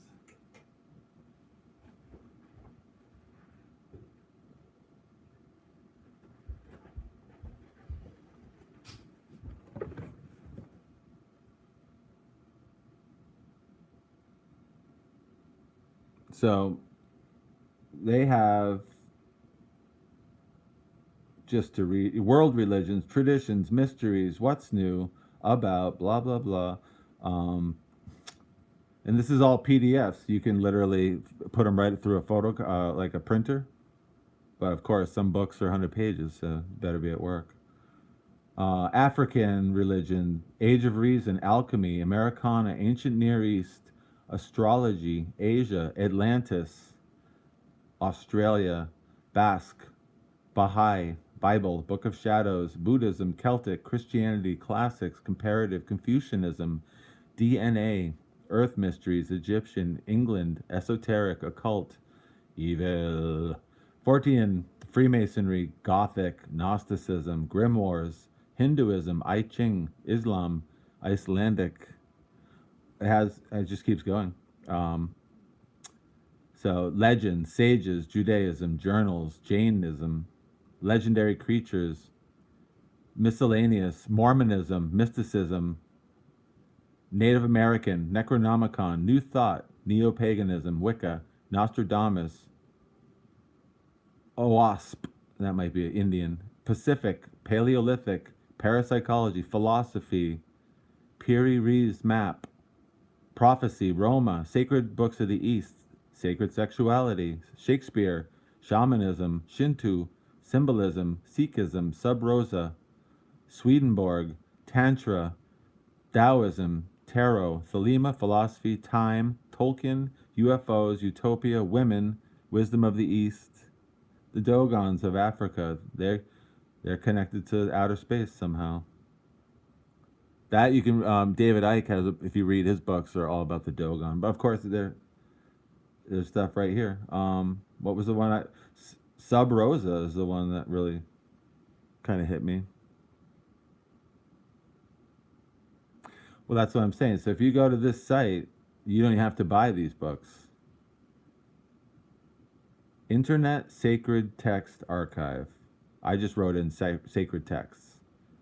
And they're all pretty much accessible in a nice, easy to read black and white. No pictures. Some pictures, because some books contain black and white pictures. But, knowledge is not a bad thing. God does not want you to not have knowledge. But like I was saying earlier, the irony is, and there's probably, I think, even a George Harrison song. I see half of my face. Yeah, Ancient Maps. Hey, Discernment Files. Where he's like, basically the saying is, and it's Hindu, the more you learn, the less you know. And it's because you keep opening up ideas in your mind that make what you thought possible seem irrelevant. Silly, right? Like, oh, well, I thought this, and then because some of these books they're not written like the Stephen King novel, which are very entertaining and good. I mean, these are, like I said, this is 700 pages, and this is only part one. Okay, part one. Well, exactly. But if you read it, it's very intelligible. It's not gibberish. It's not necessarily truth, like the ultimate truth, but very often what I've thought is sometimes you can know the truth by figuring out what isn't the truth. And one way to do that for sure is to read books on all these esoteric mysticisms, right? Like they tell you ideas and then you get to weigh them out, as they would say, against the spirits or whatever, and say, well, but you'll find also there's similarities between all of the ancient religions, which is what Jesus came to earth to kind of dispel and say, well, that's, once again, that's human knowledge. That's you trying to figure out the cycle and why, how the sun and the earth move, and why the sun is masculine and why the earth is, female, the Luna, and it's why it, goes with the blood cycles of a woman, and those are all things of the flesh, which don't in themselves. There's nothing true about any of that because it's different experience for everybody, right? It's not. It's not one thing. There's nothing in this world that's actually 100% true. Science is not 100% true. Math is not 100% true. Been plenty of people in the field of both that say, well, exactly. You know you're on the right side when people hate you. But it's because those people who want to use that to make you feel like an idiot. Well, you can enjoy all those things. But, worrying about the future or the past, all it really does is keep you out away from the present. So it's interesting to study the ideas, right? But I mean, you have to be here now, and I was saying earlier to Bats on a comment, the nice thing about the Celestine prophecy. Well, right, he was the one who wrote the most generalized ideas out, which required no facts, right? Just ideas. Like he said, if you go in a straight line in outer space, because space is curved, you will eventually end up where you started. And I don't think that's wrong. I think it's more right than wrong. But I mean, it's not truth.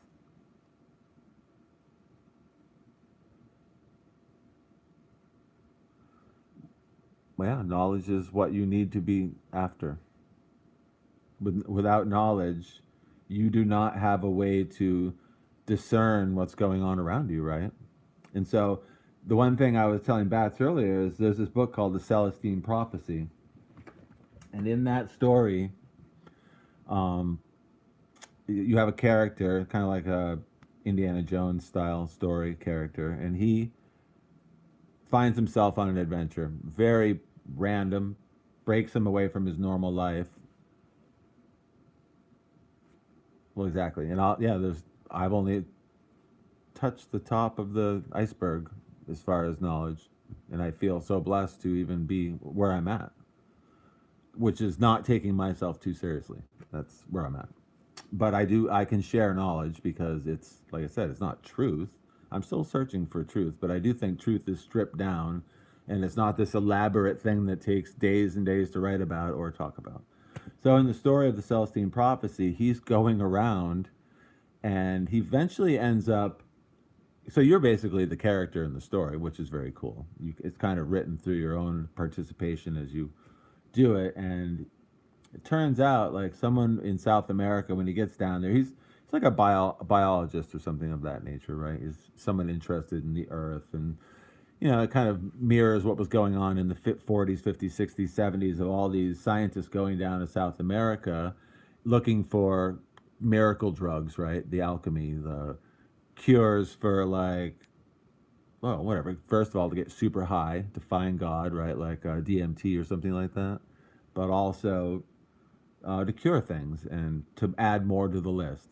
And he met somebody, and they reminded him that the people who come into his life are, so like when you go out today, if you go and see somebody and for some reason it's like you just can't, like you're drawn to this person, whether it's for a negative or a positive, it would behoove you to turn it into a positive one way or another and find out what information this person, because they could have something for you information wise or connection wise. And I thought it was a beautiful idea. First of all, you could need to help them, and they, maybe you have something that they didn't know, or maybe they have something you didn't know, or they know of a book that you've never heard of, or but very often we close ourselves up and we really look in a limited scope into reality, so we're just, as they say, narrow-minded, not necessarily singular-minded, but because I'm going out and looking for cigarettes, that's where my mind's at, type of thing. They probably do, but here's the thing: I would rather live in a world where it was like feudal Japan and we didn't ever need electricity. We don't need energy. I don't believe that any of that's worth pursuing. I believe we can all raise each other up into higher points of joy and fulfillment and taking care of each other without any fossil fuels or anti-gravity crap or any of that. I think that's all an excuse to not. I mean, the only reason I am as in good a shape as I am is because I work every day painting houses and moving ladders and doing things. Yeah. Well, there's no need to save the planet because we're the ones who are dependent on these things. We don't need electricity for the wolves to hunt. I mean, our responsible thing would be to give them the freedom to exist and give ourselves the place to exist and all these different things and not be sucking up resources. I mean, they say that the underwater conveyor belt of both oceans, the Atlantic and the Pacific, has stopped moving from pollution. It's desalinated. It's changing. That's changing our weather. It's because of pollution, where we've changed the constituents of the atmosphere by putting things into it. The freon from the refrigerators burning out ozone. I mean, whether all of that's real or not doesn't matter. It's the concept is real enough that what we do, like the butterfly effect, causes things to be negative. We don't need things. I mean, I do love this, so I can talk to you. Well, that's what people would say for the fallen angels, right?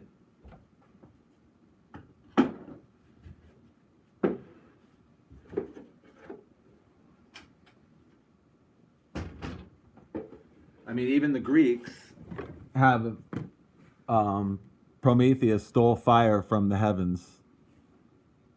But that's still the metaphor of the Garden of Eden. We we we didn't find truth. We found the false truth, and we left the grace of that. They taught us to kill. They taught us to grow food. They taught us to cook. They taught us to build houses. Everything that was all forbidden knowledge because we didn't need any of it. We weren't designed to be those beings. We were already perfect in ourselves. And like I said earlier, there's a fair amount of evidence that we never needed to eat or any of that. But it would change the structure. We are on a journey of the cycle of ignorance, which is earth and flesh, to needing less to spirit, right? So in completion of the cycle, we will rid ourselves of the desire to have those things. Or, as many are wont to say, Mother Earth will rid us of that desire. Right, and I believe that every time you eat something, you age, you die a little, because it takes so much to process that stuff through your being. And just think how many square meals a day people eat. There's the idea of the square, the Freemason, or the food pyramid. Like, how many times people eat and eat and eat, and it's killing us. And we don't have any reverence for that food. Well, right. And fruitarians is that why they said it was the Garden of Eden, right? Like, if at any rate what you did eat was fruit, because what's special about fruit is the fruit drops from the tree, and it's ready to eat and be consumed, right? It's already growing. plants like lettuce and things like that required us to learn cultivation techniques. Well, exactly, but we possibly helped them build them too. Um, but we know holistically that eating things like wheat are bad for you. Most of the diet that modern man has taken on him, so cooking food at all is bad for you. Cooking vegetables ruins vegetables, kills the nutrients. Sprouts are 10 times more beneficial if you eat any type of sprout, broccoli, blah, blah, blah, all the way down, any vegetable that makes a little sprout. There's so much more energy and life in it than there ever would be in the full plant. And that's possible. I can't contest it. The math seems to be there. But I can't for the life of me imagine why we would need energy. They were gods. Why would they need energy? So they could fly their flying yachts? I mean, I just don't know. I feel like gods are beyond that stuff. I've heard of that, yeah. But I'm definitely more of the vein to think that the us choosing to eat was given to us as well, and we are aliens to this planet, and the food has trapped us into the prison cell because it's part of right, like why we're trapped. We need to go out. We believe we need. You can't quit your job. You got to take the vaccine. Like you got to eat. You got no. You don't need any of those things. Those are all fear. We're living in a state of fear constantly. I think everything's in a replay over and over again. And we're the same people that killed Jesus. We're just hiding in our children's children's children. I'm still my father's son or my mother's son. And when they die, I will be them still here, hiding from the ultimate truth that I shouldn't be living the way I'm living. Well, that's possible. Um, if they planted us, they forgot us. And so that's partly the reason I'm not really fond of any idea of aliens themselves. First of all, like I said, so outer space, the nearest, if you believe science, the nearest star to us is Sirius. It's 4.1 light years away. So at the closest to we could possibly travel, which wouldn't be that at all, and that's 186,000 miles per second, by the way. Um, it would take 80,000 years to get there. And like I said, once you leave Earth, you can only go in a straight line. Space is empty. So, in order to hit our planet from the nearest star, you'd have to know where Earth was 80,000 years in the future and then go in a straight line to that. So, the odds aren't that great for that happening. And that's just one, that's just the closest one.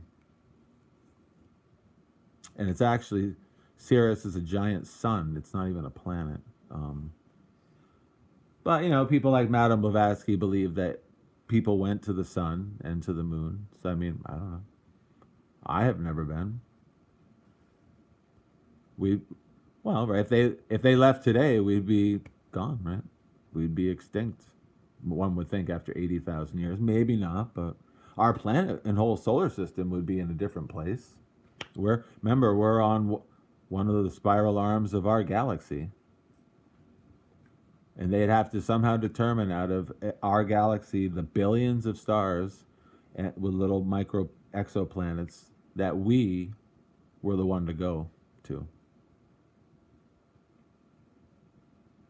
Yeah, well, yeah, the whole solar system has changed in the last 25 to 50,000 years. So that's a big deal. Like, it's expanded or it's moved. It's due to nothing is a really constant static thing. It's imperceptible to our lifespan, but other than that, it never kind of is the same, and that's the beauty of the world. It's always changing a little bit, but it always looks kind of the same. And so For an alien thing to have found us or to created us, that's fine. But why wouldn't they still be here? What happened to them? I feel bad for them because what they created is certainly not significant enough to do the same, to travel 80,000 miles or 80,000 years in a starship and seed another world. And if that's our hope, we're kind of not thinking very clearly.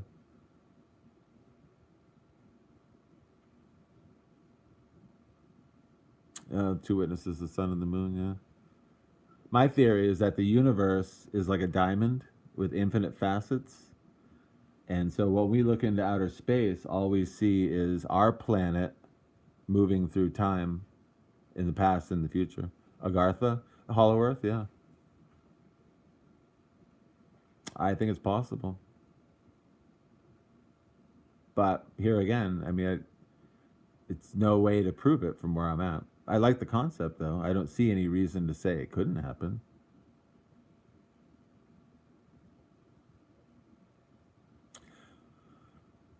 Well, right. That's if you believe carbon dating. I mean, we don't really know. We do know that a certain amount of time ago, they called the Dark Ages, and we nothing was around for information. And now we're making up our ideas and writing books. Yes, exactly. Our whole galaxy is moving towards countless other galaxies in a way it never had before, and it never will again. And so the idea of other types of life is fascinating, but I mean, when you get down to the mathematical odds, any little thing or difference on a planet would create a whole different form of life that maybe we could never communicate with or even see. They wouldn't exist in the dimensions that we exist in, that type of thing. So if it all does come to pass that we, go and meet those beings or they come and meet us, then we'll deal with that at the time. But I think there's a fair amount of consensus that life as we know it is very precious and it's happening here and now. But it's totally awesome to observe your surroundings and try to figure out what's going on.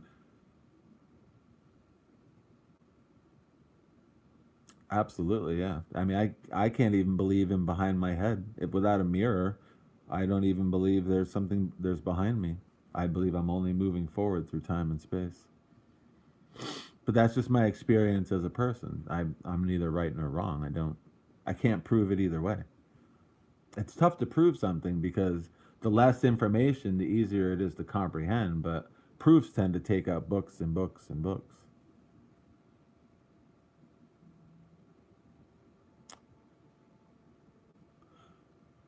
Yeah, well, it's the softest metal, so therefore it's the easiest to form. But the other thing is, in computers, it's certainly got the most conductivity.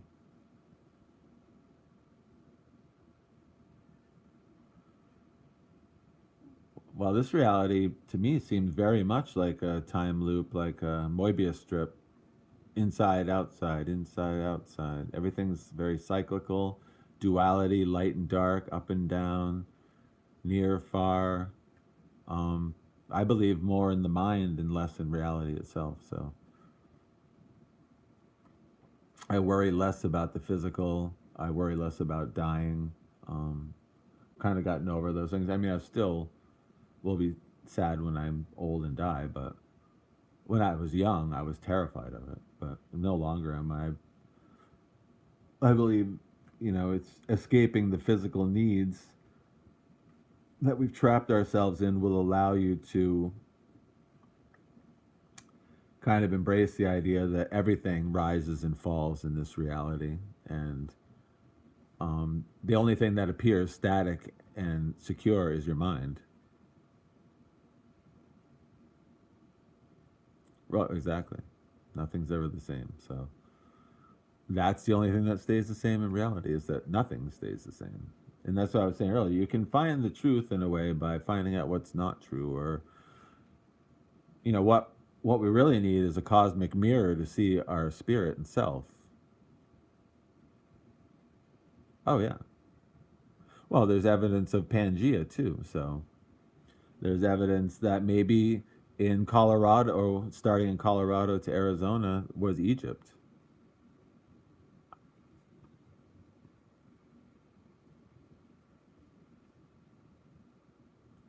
Well, exactly. Um, but they're all just words, you know. Like you have to be satisfied by. My thought is rather than worrying so much on the specifics, is enjoying the tales and the ideas and expanding your ideas.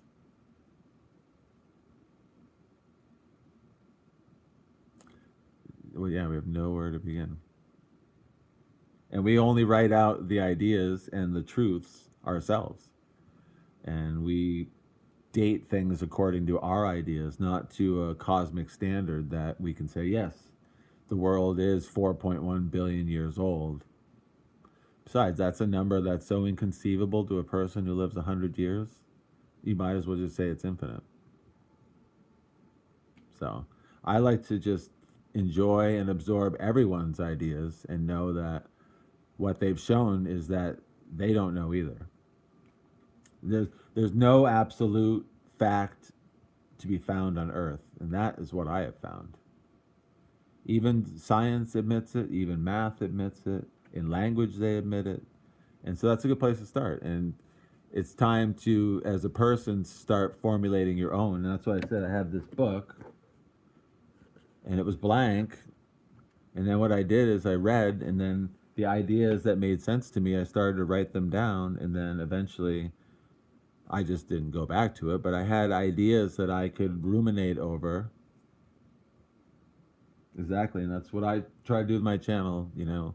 Besides get down on everyone about God, I try to share things that excited me. And the key is to remember I have all these books, but why did I get them? You know, I mean, they're not just sitting on my consciousness, but they excited me, and I should share them at least as a resource, you know. Absolutely, and so that's my hope. One good word or one little reference to something that triggers somebody, and it's like that's what I was thinking of earlier. No, so you're in good company with us, but if you go to try to discuss that with normal people, they'll just think you're trying to be pompous or an asshole or something. It's like, well, it's the most important thing. If we can determine truth, then we've got a place to start. And if we can't, then we've got to start there. So, and another good book, it's called The Golden Bough by James Fraser. Brilliant book. And he goes over comparative religion, just written in the 1800s. It was quite a period when they wrote some good books back then. I mean, the original book is 12 volumes. So it's, you know, conceivably up to 12,000 pages of writing. But all the religions of the world, or, you know, and all of the tribalisms and the voodoos and the taboos and things like that. And it just gives you things to think about. And that's why Jesus says, shake the dust off your feet and move on with people if they don't want to join you on this journey. No, I don't really remember most of my dreams enough. But since I stopped smoking weed, I'm thinking I'm going to. Once I start remembering them. Well, absolutely, the Earth is a. Oops, my battery's almost dead. Yeah, the Earth is a spiritual test. Um, there are distractions, but it's here. It's like a dream itself, but you have to wake up to realize you're dreaming. Well, there you go, and at least you can enjoy it.